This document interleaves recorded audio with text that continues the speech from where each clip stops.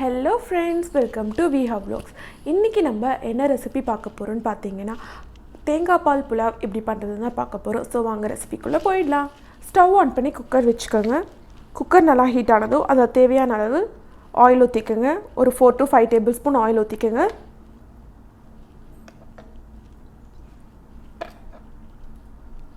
So oil கூடவே நான் ஒரு 2 tablespoon நெய் சேர்த்துக்கறேன்.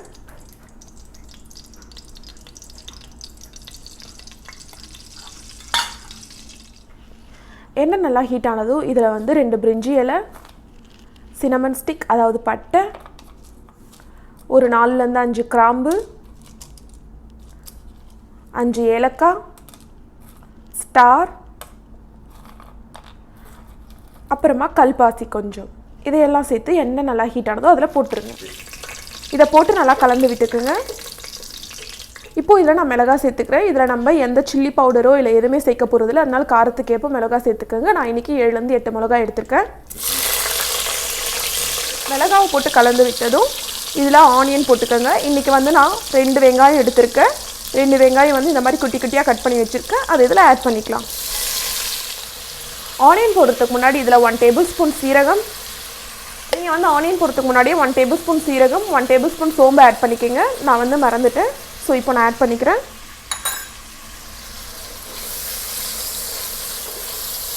வெங்காயம் சீக்கிரமா வதங்கணும்ன்றதுக்காக நான் 1/2 tablespoon salt சேர்த்துக்கிறேன்.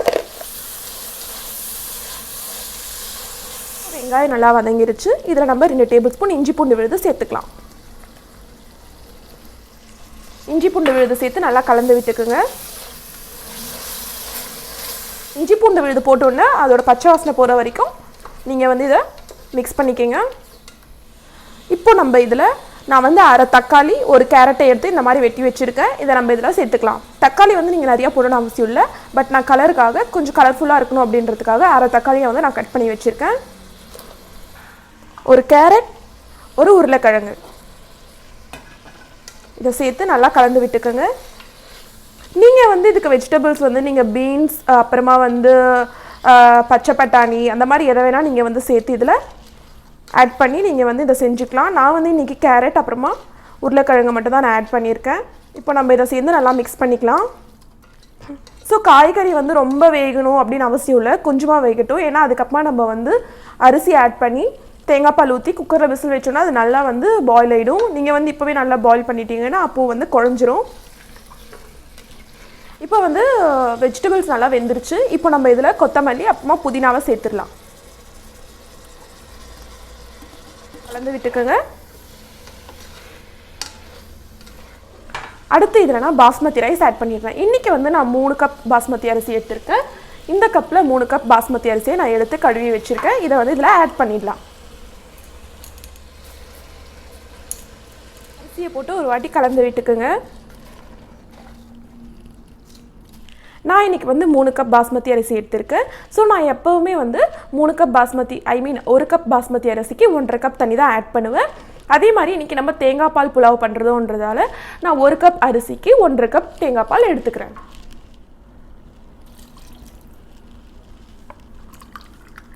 மூணு கப் அரிசின்றதால 4.5 கப் தேங்காய் பாலை நான் இன்னைக்கு ஆட் பண்ணிக்கிறேன்.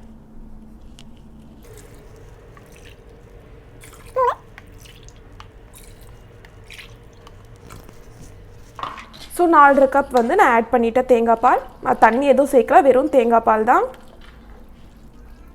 இப்போ வந்து இந்த ஸ்டேஜ்ல நீங்க salt செக் பண்ணிட்டு இத வந்து க்ளோஸ் பண்ணிடலாம். சோ salt கம்மியா இருக்கறதால நான் salt ஆட் பண்ணிக்கிறேன். இப்போ salt எல்லாமே கரெக்ட்டா இருக்கு. மேலே லைட்டா ஒரு 2 டேபிள்ஸ்பூன் நெய் விட்டு நான் இத க்ளோஸ் பண்ணிடுறேன். சோ இந்த மாதிரி நம்ம நெய் விட்டோம்னா எப்பவுமே சாதம் வந்து ஒட்டாம ஒண்ணுத்துக்கு ஒண்ணு குழையாம கரெக்ட்டா வரும். அதனால தான் நான் நெய் விடுறேன். இப்போ நான் இத க்ளோஸ் பண்ணி 2 விசில் வெச்சு எடுத்துக்கிறேன். இப்போ இது 2 விசில் வந்துருச்சு. இப்போ நம்ம கேஸ் ஆஃப் பண்ணிட்டு இத நம்ம திறந்து பார்த்துடலாம். சோ பிரஷர் ஃபுல்லா போயிச்சான்னு பாத்துக்கங்க. பிரஷர் ஃபுல்லா டவுன் ஆயிட்டோம்னா நீங்க வந்து குக்கரோட லிட்ட ஓபன் பண்ணி பாருங்க. இப்போ இது நல்லா வெந்திருச்சு. இத வந்து இப்படி கீழ இருந்து மேலே கலந்து விட்டுடலாம். அவ்வளவுதாங்க. எல்லா ரைஸையும் இப்படி மிக்ஸ் பண்ணிக்கங்க. பாருங்க எவ்வளவு அழகா வந்திருக்கு, உதிரி உதிரியானு. பாருங்க ரைஸ் எவ்வளவு சூப்பரா வந்திருக்குன்னு. இப்போ நம்ம இதை ஒரு பிளேட்டில் சர்வ் பண்ணிடலாம். இந்த தேங்காய் பால் புலாவை வந்து நீங்கள் அப்படியேவும் சாப்பிடலாம், இல்லை ஆனியன் ரைத்தா பிடிச்சவங்க ஆனியன் ரைத்தாவையும் வச்சு சாப்பிடலாம். இந்த ரெசிபி உங்களுக்கு பிடிச்சிருந்தா மறக்காமல் லைக் பண்ணுங்கள், ஷேர் பண்ணுங்கள், கமெண்ட் பண்ணிவிடுங்க. இதுதான் நீங்கள் நம்ம விஹா vlogsஸை ஃபர்ஸ்ட் டைம் பார்க்குறீங்கன்னா சப்ஸ்கிரைப் பண்ணிவிடுங்க, பக்கத்தில் இருக்க பெல் ஐக்கானை டவுன் பண்ணிவிடுங்க. ஸோ நெக்ஸ்ட் நான் போடுற வீடியோஸ் எல்லாம் உங்களுக்கு ஆட்டோமேட்டிக்காக நோட்டிஃபிகேஷனில் வந்துடும். தேங்க்யூ, பாய்.